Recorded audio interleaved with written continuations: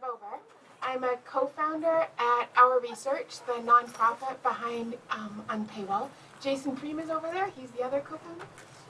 So feel free to come and ask us. And we're going to be wearing these very loud T-shirts all conference. So you're easy to find. So come and find us at any time and ask us questions, give us feedback. That is why we're wearing them, and we'd love to talk to you, including obviously after the talk.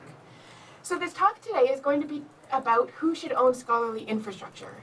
And as someone tweeted, it's pretty relevant given the keynote this morning and also just the general landscape changes in scholarly communication. So I'm coming to this from the perspective of someone who co-founded a nonprofit company that makes open infrastructure products. Particularly Unpaywall is our most successful. If you're not familiar with it, it's a database of open access links. Turn the microphone up a little bit. Yeah, maybe. Or just a little closer. Or move it closer, that's a good idea. I like your technical solution. Is that better? Perfect. Yeah, Yes. good catch, thank you. Okay. Unpaywall is a database of open access links. It powers many things. I'm going to go into them in a minute, but including the links in Scopus and Web of Science and Europe PMC and so on. So it's been quite successful. But we are not the only nonprofit and the only person building open infrastructure. Here's just a selection of a few others. There was a meeting last summer called JISC, and these were some of the attendees. Some of these names are going to look really familiar to you, right? Like PLOS, PKP, Triad, eLife, Zotero. Lots of those things are products that you've used or considered using, so on. And so I'm going to talk today about those, about why we why we might choose to use these products and the different trade-offs and so on. What do these organizations have in common, or what do we mean by open infrastructure? And the truth is it's not very well defined, and that's probably good actually, because there's space for open infrastructure to mean slightly different things to different people. So for some people, they care a lot that it's a nonprofit. For some, they might care that it's a nonprofit that works in certain ways and gets certain amounts as revenue and acts somehow like a good nonprofit or something like that. Some care that it's a charity. Some care that the code is open source, that it's open data, that it's community governed. And so there's actually this really cool project, I've got the names of the people who did it on a slide just in a minute, where they've collected sorry, I'll skip ahead. They've collected tools used by researchers in the scholarly communication life cycle, in the research life cycle. And of course, as we talk about open infrastructure in scholarly communication, there's so many aspects to it, right? One is the tools used by researchers. A different one is the tools used by librarians, the tools used by admin, and I'm a little bit mixing all those together, so we can try to tease them out later. But this is a snapshot of tools used by researchers in the scholarly communication life cycle, and then they have made a filter, you can see it right here, where you can go and pick which of these attributes work well for you, and it filters out which tools are applicable then. So that's a cool, one of the first inventories of open infrastructure in research. Now they haven't yet done slices and dices of that data or surveys to see what matters to who and why. But it's the beginning, and if you want to get into contact with them, Bianca Kramer and Jeroen Bosman at Utrecht they're the ones leading the charge there. So it does leave open, what is it that makes people choose a tool built as open infrastructure? So a lot of these tools on this slide might be familiar to you. And the first one is an open alternative, and the subsequent ones are closed alternatives, right? So Zenodo versus Mendeley, Unpaywall versus Google Scholar or Copernio. They do a lot of the same things, but Unpaywall is a more open choice. Oh, I got this one reversed, right? R is the open one. And Stata and SPSS, these are all statistics software, but R is the open one, so my bad on that. And Ditto again, okay, well, I was apparently doing these two at the last minute. Well, one of them is an open, I'll leave it up to the reader to decide. It's a bit of a quiz. Anyway, so what's making people choose one or the other? And so I actually was supposed to give a talk on this topic last month at the Forest Conference. Have you guys heard of the Forest Conference? Yeah, it's fantastic. If you haven't been, go. It's super energy. It's people looking to help scholarly infrastructure move to the next steps, like help move it forward, yeah? So I had months before said, let's figure out what is it that makes people choose open infrastructure. And then I started doing the research and realized the data is really sparse. Like people, we just don't know. So you can learn a little bit from the open source communities in other areas and so on, but if anyone's looking for a research area, it's pretty wide open right here. But what I did learn, I think, in between the lines is something that's kind of obvious, and maybe I'm taking back it's a good research area, because I think we know the answer already. And it boils down to, is it the best solution to solve my problem, right? People aren't really picking open for open's sake, yeah? Like, they're not really picking open for open's sake very often. It has to be the best solution. So, to the extent that and open helps that, right? That's the other side of the coin. Open often helps it be the best solution, because open often helps it be affordable, often helps it be interoperable, or is correlated with people who are valuing interoperability. And so they're more likely to make that their data open data, or with an API, or built on standards, or not lock you in, or that kind of make the data that they collect about you available to be got transparently back by you, right? But those things correlate with open, and so therefore it makes it better. And so, for example, DSpace in the IR world, as opposed to Figshare, it's more configurable, right? It's open source, so you can install it locally and change it all you want, yeah, for better and for worse. Zotero and R have rich community support networks, more than their closed alternatives do, and a large growing tool set, because people are enthusiastic about these things and building on them.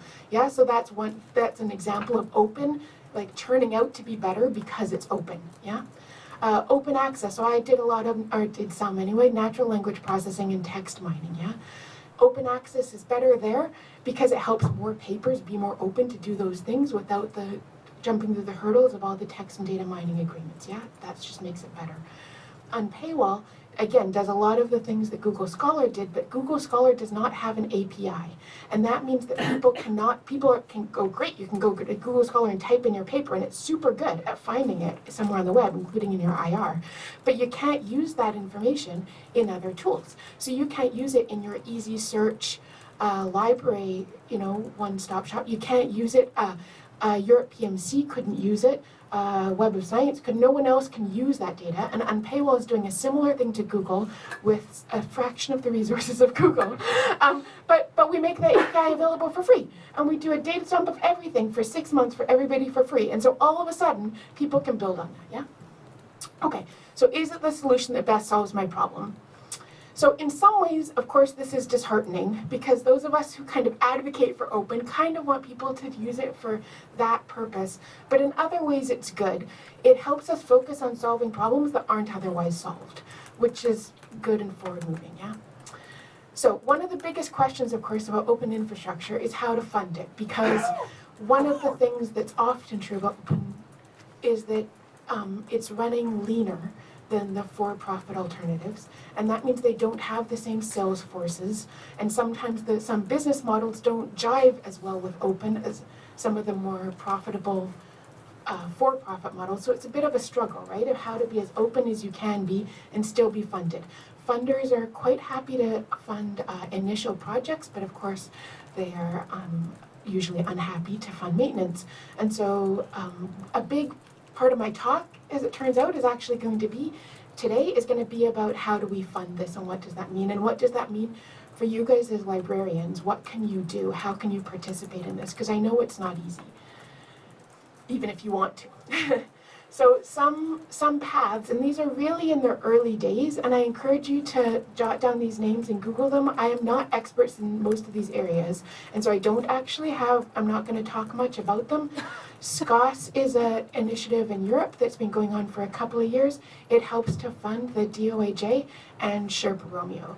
And the way that it works, as I understand it, is libraries choose to participate, make a contribution there, and it gets distributed to those two organizations. And they're planning to expand it to other organizations in the future. Invest in Open is really new, like less than a year. And so that's a US-based option to figure out how do we do this? What does it mean? And so I think they've even got a job opening I just saw this morning, so Google them and see what's up there. CORE, at the conference I was just at, I heard the Coalition for Repositories is doing surveys, at least of Canada, I think of the US too, to ask about how much they're currently spending on open infrastructure, how much they want to, so check that out. I think they're planning to come out with a white paper in December, so I think you can contribute or learn more about that. And then the other option than the other alternative to these sort of centralized approaches is for the companies to go it themselves and charge money, right? And so some kind of a freemium model, or whatever you'd call free but openium model or something, right? Where you do as much as you can open, and then you actually, I've never said openium before, right? I'm not sure it'll catch on actually. Anyway, so we at our nonprofit have most experience with the latter. Not very, in some ways, that experience is a little sparse on the ground. And so I'd like to share that with you, because I think it'll help give you insight into some of the alternatives. And one of the questions that we have, as well as all the people in those other initiatives, is how would libraries rather fund open infrastructure? It's an open question. Would you rather fund it as a percentage of your budget that you send to something that distributes the money for you, and you don't get a say, or maybe you do get a say somehow, I don't know? Or would you rather fund it on a case-by-case basis for the product that is open, but they have found a way to charge you which you are willing to pay. So it's an open question, as it were, and I hope we talk about it some in the questions. My clock keeps turning off. There we go. Okay. Okay, so we've got experience in this in two regards. The first I'm going to talk about is on paywall, because we have done, in my opinion, a really good job, due to both skill and luck, of having a very open product that's also fully financially sustainable. You know, yay, right? So I'll tell you how that works, because it's not necessarily obvious. So like I said, it's an open database of 23 million free scholarly articles, so it's everything with a Crossref DOI. We've found where the open access copies of that live on the web, whether it's on the publisher page as hybrid or bronze, or in institutional repositories. We have an extension, you might be familiar with. It pops up a little icon that looks like that on the side of your browser. When we find an open copy of an article, when you're on an article page, it's been installed by 200,000 people, active users. This is old, also more. And so it's available for free. So I'm going to say all the free ways that people can use our data, because there's lots. We get 2 million calls per day to our API. That's absolutely free. Anybody can call us. They don't even need an API key. You just need to give us your email address. There's the URL right up there if you're not using it already. So all of that is free. So you call it with a DOI, and then it lists out all the URLs where we've found a copy of that, and also what kind of version it is, and is hosted on a repository, a publisher site, is it green or bronze, etc., the license. So you can also get on paywall data through all these tools, Web of Science, Scopus, so on, yeah? Lots of them. Not on here is thousands of universities use it in their link resolver. All of that is free. It's been used in a bunch of reports. So more ways that it's all free, yeah? The way that we get money is that we are lean. So the people who run, there's 3 of us in the organization, so that makes it easier to be financially sustainable. Let's own that, right? The second way is we charge customers who want a contract and a local copy of the database. So Elsevier to have it in Scopus, Clarivate to have it in Web of Science, Digital Science to have it in Dimensions. They all want a copy of that database locally. They could get it, frankly, from our dumps and then polling our API. They could get it for free. But they're big companies. That's not the way they operate. That's not the way they want to operate. So we offer a weekly data feed where they can, once a week, we make one file with all the diffs, all the things that have changed. So new articles, or we found more different information about OA for an article. And we make that available just to them if they have paid us money. And the price is set depending on the size of the organization and how they're using the data. And they also get a contract, which requires us to have insurance and so on. So that's the way lots of big companies like to operate. They don't want to just use this free API, because who even knows, right? Now that is enough to make us financially sustainable, which is fantastic. There's our big customers for what's worth. or big paying customers, sorry. It's in some other big places where they're not paying us. So that works pretty well. But it's got some downsides. So it's super sensitive to losing it. So another way it works really well is our sales process. In some ways for that is really easy. Now, I don't know if who's negotiated a contract with Elsevier. I'm guessing actually most of us. So I am now one of those people, and our team of 3 needed to do that, right? So that is not a light sales process. On the other hand, there's only a few of them. So from that perspective, it's light, right? So anyway, it's also sensitive to losing those big customers. Now, keep this in mind when I talk about the rest of the presentation and who our customers are, that can influence direction. So we're trying really hard to make sure it doesn't influence our direction, who our customers are, right? But it can, and so we should all know if open infrastructure is being funded by large corporations that have a lot of money, they've got a lot of say, and they're going to influence the direction of our open infrastructure. So that's a trade-off if we all decide to go that way, yeah? It's a little obviously related to some of the political conversations going on in the US right now. So we don't want that. We think it's better to be funded by a lot of small sources. So we are coming out with a new product. And I'm going to tell you about it because I think it's relevant to this conversation in at least 3 different ways. First of all, it's an example of open infrastructure. So it's one we can talk about actively and think about its pros and cons as open infrastructure and so on. Another is we think it's really got the potential to save you all money. So to save you all money that you could then choose to spend in other ways, maybe on open infrastructure, right? I mean, right now, I'm guessing most of you in your budgets don't have a bunch of money kicking around. You're just loving to give to PLOS, right? Or you're just like, oh, bioarchive seems great, let me fund them, or whatever, right? It's not easy for archive to get funded, right? Because people don't just have money sitting around saying, well, you know what I'd love to do? I'd love to give this to archive. They don't. So if they had more money, maybe you can make those choices. So this tool, I think, is going to help people free up money in ways we'll show you. And finally, it gives some insight into those business model challenges when you think about who our customers are and what the tool is. Okay, so it's still early days for this product, and I'm not going to give you a sales pitch. I'm trying to give it to you in that context. We would love your feedback. So it's beta. I am here. We're wearing these t-shirts. Come find us. Give us, go home and look, play around. We love your feedback. It's called Unpaywall Journals. That's the name of the product. It's a journal subscription data dashboard. So we're pulling together all that open access data we've got, as well as a bunch of other data to give you insight into your subscription usage. So here's the nerdy insight that is, we've been told too nerdy to tweet, so but we're going to give it to you anyway. So the guts of this idea is a net cost per paid use. So not talking about cost per use anymore. That's old news. Now we want to talk about net cost per paid use, and I'm going to tell you what that means.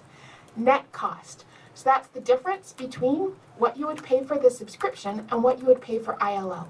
Because everyone knows when you cancel something, you don't pay zero for that. You are promising to get things for your researchers when they really need them, and that has an ILL cost. And so we can model that, I'm sure you're all trying to model that, and we can model that too, right? What percentage of those accesses are going to come to you as ILL, and what's the price of them? So that you're paying that, and so you should consider the journal actual cost as being the difference between their subscription price and that price. Paid. For uses, don't pay for things that are open access, right? Now that's got some ball bounces for sure. That's got some implications on scholarly communication, which we're really looking forward to. But libraries with tight budgets can't afford to pay for things that are open access, and nor should they. Yeah? And finally, use. We're not just talking downloads, we're talking about authorships from your institution and citations from your institution to that journal weighed in ways that make sense to your institution. So that all of that is what's packed into net cost per paid use. This is a GIF. Wish me luck. No, that didn't work. Drat. Does anyone know how to make? Oh, I exported it to a PDF, and maybe the GIF isn't going to work now. Drat. Okay. Okay, so what the gift does is that little slider on the left-hand side, you pull it up. And when you pull it up, you're spending more money. And so the first bar is money. Right now it's at 9%. The middle bar is access. That's weighed uses. And right now it's at 79% weighed use. The final bar is number of subscribed journals. So right now it's at 7. And so as the bar goes up, you're paying more, you're also getting some more instant access, and you're also subscribing to more things. It's really, really, really interesting to see the balance of those when you pull up how much you pay and how much more access you get, because needless to say, you've already got a lot of access, right? Assuming you have perpetual access, your back file is covering a lot of weight. After 5 years, 25% of your accesses are still from your back file that's 5 years or older. Of course, it varies by journal, but we've got all that data baked into the system. Anyway, so you can go and move it up and down. This is what the full tool looks like. It's got all sorts of nerdy config parameters over there, so you can exclude bronze or exclude submitted version or set the actual cost of ILL for your university, right? All customized. Right now, so the business model for this thing, free demo. The demo is based on real data from a large US university with a med school. It's their Elsevier big deal. So that's what you're playing with when you go there. For $1,000 a year, we will set you up with a customized dashboard for your institution. All you have to do is upload a JR1 for that publisher whose journals you want to look at in that session, and then you can make multiple scenarios with different publishers. And so if you're interested in your Elsevier big deal, you can just upload your Elsevier JR1. I've got a question. Who in here has if you don't mind, who in here has big deals? Like half? And who is interested in looking at reassessing their big deals? Okay, thanks. That's going to help with our marketing a lot because we don't know. Okay, so this was not intended to be a pitch. I got some attributes of that, so I apologize and give me feedback if you want. We are pitching it for real tonight at the Premier's New and Noteworthy session at 5:30. I don't know if there's 5-minute blurbs where everyone pitches their new products. So we're giving you Jason's going to give you a real enthusiastic pitch of it. Then come and cheer us on and vote for us, as we understand there's voting. It's also available, that demo is available on the internet right now. I've got the URL at the very end. Anyway, so a few takeaways out of all of that. First of all, it's open. We're a nonprofit. It's all open source. It's got an open API. So it's not that everyone can get your customized data. We'll give you an API key, so only your organization can get your customized data, but the baseline data is all available for free. And we are intending to help you get the data out of the tool if that's indeed what you want to do. So it's an example of open infrastructure and a brand new one. Secondly, as you can see, we think it's got promise to help you save money on subscriptions, whether that's by trimming a la carte subscriptions you've already got that maybe are more cost effective to do just via ILL now, or taking the plunge and seeing what would it look like to walk away from your big deal, what percent of your access is still instant, what percent of it is modeled by ILL, what does that look like? So we think that this potentially can help libraries gain more control over your budget again, and then you can choose what to do with that remaining money. Do you want to spend it in another discipline that has been hard hit as you've needed to cut? Do you want to spend it on a variety of things? Do you want to spend it on open infrastructure, either by contributing to some of these open pools, like the Invest in Open ones, or by actually making donations directly to archive and so on, or by buying products which are on the borderline, but they are open, and you can tell they're trying their best, and yes, it flips it. You've got the money. You want to invest. You want to be the change you want to see with your money. And we hope you do what you want. Sorry, this is supposed to flow, actually. This will help you invest in open if you want. We hope you want. Not just to Unpaywall, but to vendors who you think are going to do right with your data and your money and the best interests of scholarly infrastructure. Okay, So I think online right now there is not a great place for people who want to help the future of open infrastructure, sort of talk to each other and talk about what works and what doesn't, or raise concerns or so on. So one thought we had when we were organizing this session is it could be a good beginning to make a list and make a news group and talk sometimes. So if you're interested, so a Google group is one way that's easy.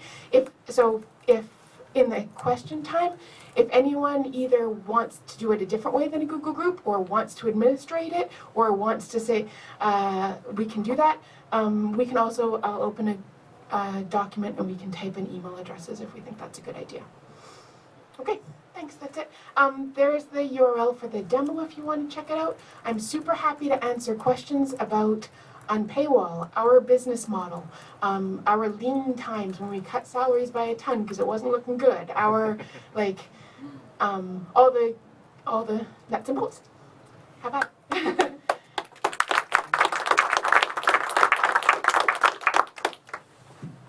think we got about 10 minutes. Yeah. I just had a question about the links in Unpaywall. How often are those verified to be working and to be going to the resource that it's supposed to? Yeah. Did everyone? Let me repeat the question for the thing. For the Unpaywall database, how often are those links verified to be correct? And the answer is the frequency depends on the age of the article, and other things that we've found correspond with the likelihood that the link is bad. Yeah. So for delayed open access journals where they become open after 12 months, we're more likely to check to make sure it's open right around that 12-month mark. Or for journals that we found do promotional OA and then take it down again, we verify those more often. So we do constant monitoring, and we keep our precision above 98%, which is the question you're asking. I have a question about the usage. You went a little bit fast. So you were talking about weighted citations and the number of authorships, and what more is included then in the use? Yeah, so right now it's downloads, authorships from your institution to that journal. And the third one is citations from your authors to papers in that journal. But only from your own author. Yes, because that's what we've heard is most interesting to institutions who are deciding whether they should subscribe or not. Yeah, and you can weight those yourself with your own custom weighting, so you could set them to 0 if you don't care about authorships and citations, or the default weightings or anything else. We do understand that people would love to have information like, are my faculty on the editorial board? So we would love you to have that information too, but we don't have that. So some of it is limited by the information that we can pull in from open sources. I don't know if you know, but we actually ran a crowdsourced campaign that went super well to annotate all of Elsevier's and Wiley's journals to see if they're a society journal or not. So that is now in that, you can click through and see if it's a society journal to help you again. It's not quite open, right? But it's like spending our money where our values are. So we're really trying to give you the data to help you make those decisions. How do you disambiguate the names when you report to us, Yeah, or great. to a library? You know, Great who our question. researchers are. Great question. It's how to disambiguate the names. Now, actually, do you mean the names of the universities or the names of the authors? The names of the authors. Sorry. Yeah. So our data source for the citations and the authorships is Microsoft Academic Graph. I'm not sure if you're familiar with it. It's like Google Scholar or Scopus, but open, which is fantastic. And I think the reason it's open is they want all of us to use their big data platform, their Microsoft Azure. And so yay for us, they've decided their marketing way to do that is to make their data open and widely open. It's fantastic. It's a great resource. And so they have gone through the work because they're showing off their AI muscles. They have gone through the work of clustering authors and of clustering institutions. Now, it's not perfect. And so I wouldn't suggest right now using this data for something that's going to affect someone's tenure, for example, right? Or research evaluation. It's not good enough at that level. But it is good enough to get us trends, to get us GISC, to get us approximate numbers. And so the truth is for this purpose, we don't care in some ways so much about good author disambiguation. We care more about just the author's affiliation and then making sure we know how many authors they are and how many fractional authorship and stuff like that. So anyway, that's information we're using to collect the authorship, the citation, and I didn't mention it, but we also are estimating your APC spend. Right? So how much your institution, not your library, but how much your whole institution is spending on APCs, whether through gold or hybrid. And so that's obviously a different set of journals than your big deal that would be uploaded here, or this also works, needless to say, for a collection of random journals that aren't in a big deal, right? You can upload those just the same. Anyway, for APCs, you also want to consider gold OA journals, which you don't when you're looking at subscriptions. So the APCs also include that. Anyway, did that answer your Yes, question? Yeah. If you can estimate what an institution's APC spend is, can you also then estimate what an institution's APC spend could or would be if they were to start investing? So if you use this to use this data to start making strategic cancellations or to lessen your big deal packages, can you then turn it around and say, what would our spend be? What could we, if we have authors publishing in these journals that have the potential for OA, and our spend was this, what could our spend be on APCs? Yeah, so that's the goal. So right now we are just two things.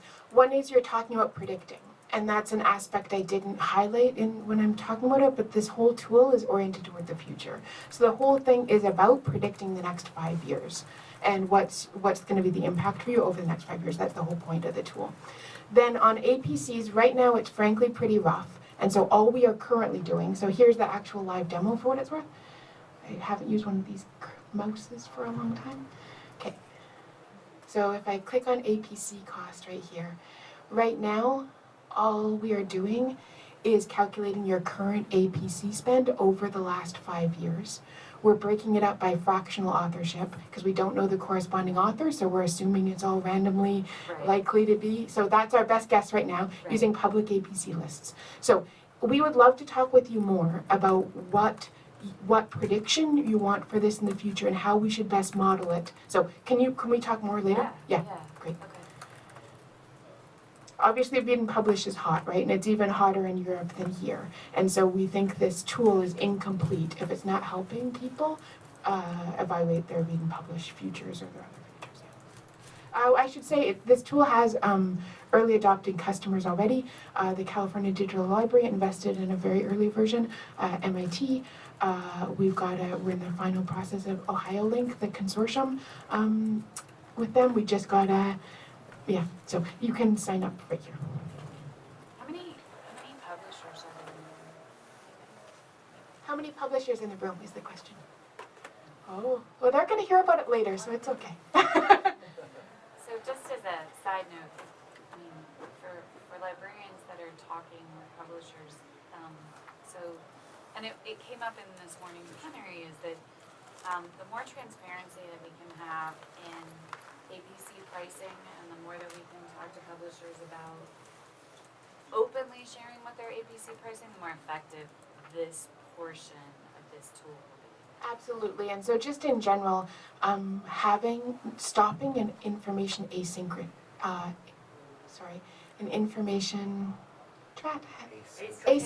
thank you. Asymmetry between publishers and librarians, right? So we can figure out where the double dipping is. We can figure out, so this tool in general is intended to be good steps forward to that. Now, there's going to be implications of that, right? We're not naive enough to think there's not.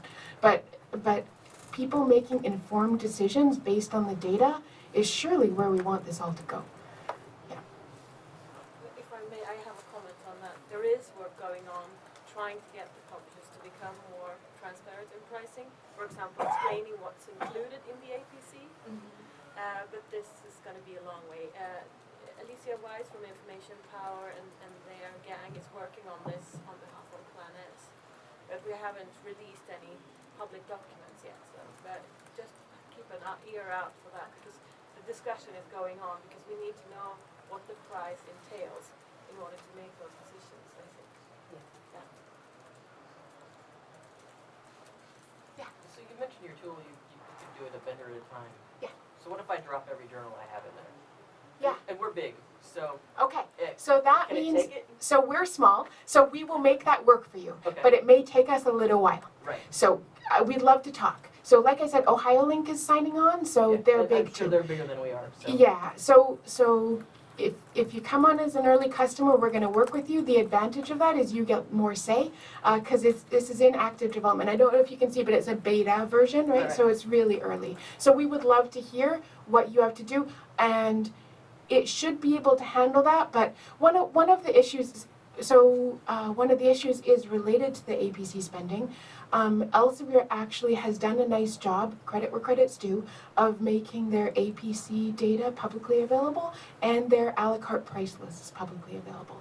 I'm not sure all the publishers have done similarly, and so we need to upload that data. So far, frankly, we've just done it for the big 2 publishers, so we need to upload that so that you can get those. Now, one option is you can bear with us and you can upload all your data now, and incrementally, as we keep making it better and bring in more and more publishers, you'll keep seeing more and more things. So yeah, you don't need to do this just one publisher at a time. So there's tons about the tool I haven't shown you, so you should definitely go play around. So here, for example, you can have different scenarios. So you can code all these assumptions up, save it, compare them to each other, yeah? You can export it so you can share it with your faculty and admin, potentially without the prices or with the impact fuzzed or whatever. You can also have different packages. So this is where we imagine you have one negotiation deal and then another negotiation deal, another for different publishers, yeah? You could combine them. There's nothing, if you will need to figure out the details of do you merge the counter data or do we? But then we get a little bit into the trickiness of course, counter data is not entirely consistent across publishers. Within a publisher, I know, within a publisher that's not so bad, right? But when you're comparing value across publishers, it is. So net cost per paid use isn't going to be exactly comparable because the use isn't exactly comparable. So we haven't quite figured that out. All of the assumptions in here, best we can, are based on literature-derived values. So the ILL price is $17 because that's the default is, because that's what we've understood to be the average. The ILL request rate, if you can't get it otherwise, is 5% because based on imperial data, that seems to be what it is. And again, you can fiddle with all that. So where was I going with that again? Right, so someone just published a paper about the relative counter inflation variables. And they're like, you know what, if you are gonna go across publishers, here's the weightings you should use to do that. So that's one approach we could look at. So, and figure out if that's, so, something like that. Who published that paper? Do you Yeah, I know? don't know. Sorry, I put you on the. It's not the. I think it was just really recently. You know what, if you come up afterwards, I can Google it. Okay. Yeah, thanks.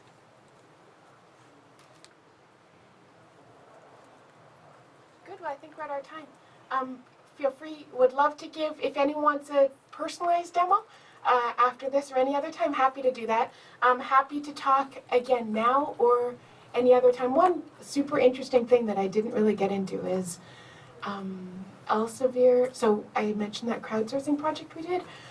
I don't know, is this fact surprising to you guys? We found that Elsevier journals, 30% of them are affiliated with a society, and 55% of Wiley. So that was higher than I was guessing.